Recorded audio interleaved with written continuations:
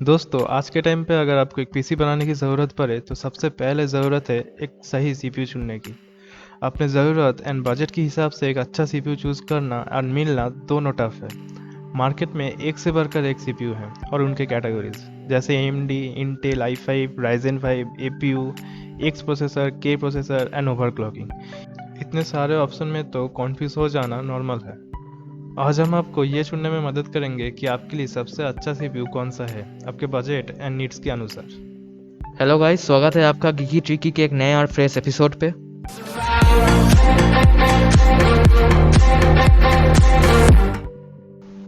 सबसे पहले आपको जानना ज़रूरी है कि आप क्या करना चाहते हैं अपने पीसी से, जैसे कि गेमिंग, स्ट्रीमिंग, मीडिया प्रोडक्शन यानी कि ऑडियो वीडियो एडिट, या ऑफिस वर्क जैसे माइक्रोसॉफ्ट ऑफिस में काम करना या कोई थर्ड पार्टी सॉफ्टवेयर में काम करना।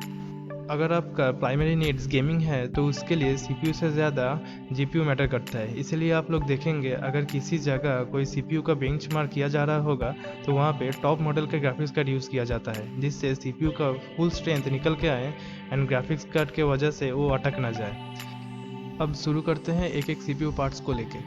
तो अब हम आते हैं सॉकेट पे। जब हम सीपीयू खरीदने की बात करेंगे तब सबसे पहले बात आएगी सीपीयू सॉकेट की, क्योंकि सीपीयू सॉकेट के थ्रू ही एक सीपीयू मदरबोर्ड पे इंस्टॉल होगा। और ये देखना ज़रूरी है कि आपका मदरबोर्ड एंड सीपीयू दोनों का सॉकेट सेम हो।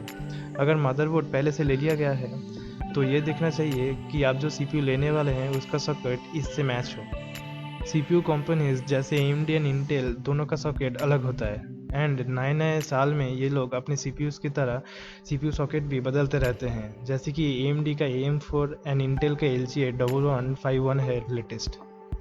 अब आते हैं क्लॉक स्पीड या फ्रीक्वेंसी पे। एक सीपीयू का क्लॉक स्पीड उसका ये दिखाता है कि वो कितना फास्ट डेटा प्रोसेस कर सकता है। एक हायर फ्रीक्वेंसी वाला सीपीयू ऑब्वियसली ज़्यादा फास्ट काम करेगा।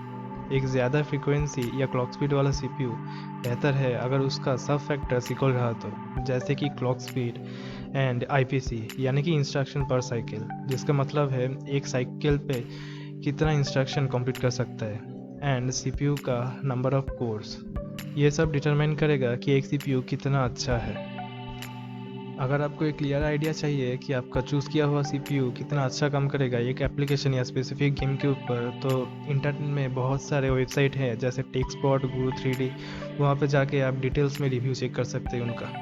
तो अब एक परफेक्ट सीपीयू चूज़ करने के लिए हम लोग का कुछ इंपॉर्टेंट पॉइंट देखना भी बहुत ज़रूरी है, जैसे कि कोर्स, कैचे, उसके बाद आपका टीडीपी, थर्मल डिज़ाइन पावर, आईजीपीयू और भी बहुत सारे पॉइंट्स हैं। तो चलिए डिस्कस कर लेते हैं इन्हीं कुछ पॉइंट्स के बारे में। तो फर्स्ट है कोर। पहले जब प्रोसेसर एक सिंगल कोर में चलता था तब वो एक ही कोर सब डेटा हैंडल करता था। तो जितना टाइम एडवांस होता गया तो उतना कोर बढ़ता गया और वो हर एक टास्क को स्प्लिट करता गया अलग अलग प्रोसेसर का।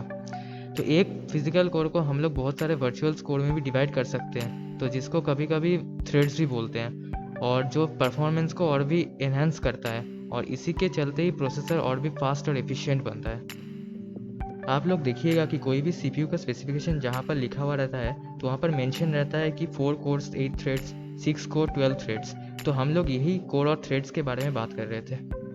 अब सेकेंड है कैचे। तो ये कैचे सेम चीज़ है जो कंप्यूटर मेमोरी में रहता है। तो कैचे सबसे फास्ट मेमोरी होता है कंप्यूटर में, जो कुछ टेम्पोररी फाइल स्टोर करने का काम आता है।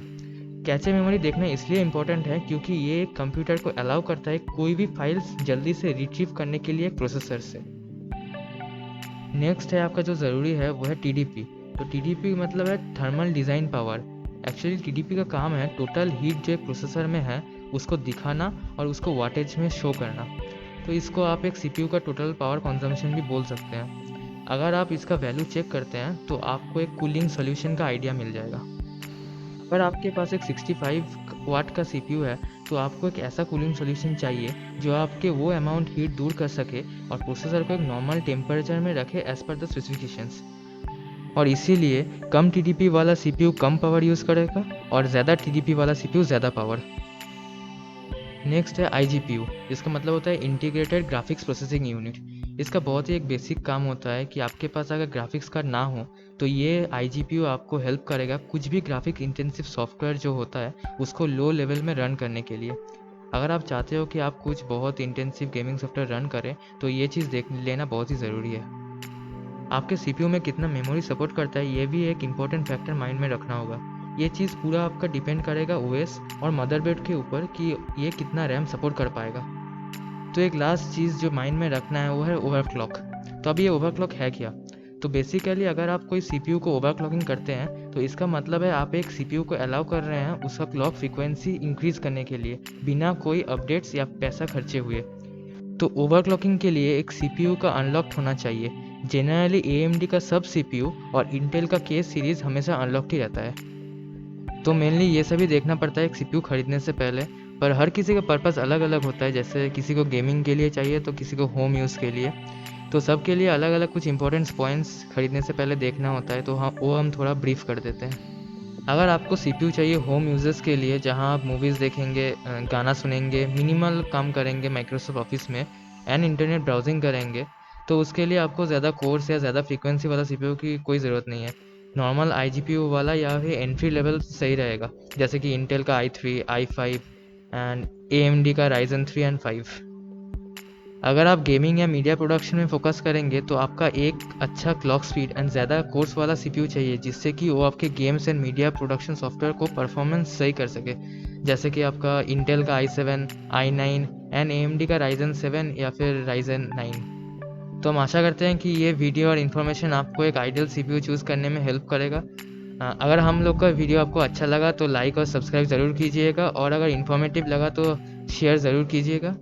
तो मिलते हैं ऐसी कोई नेक्स्ट वीडियो में। Till then bye bye, take care and stay home, stay safe.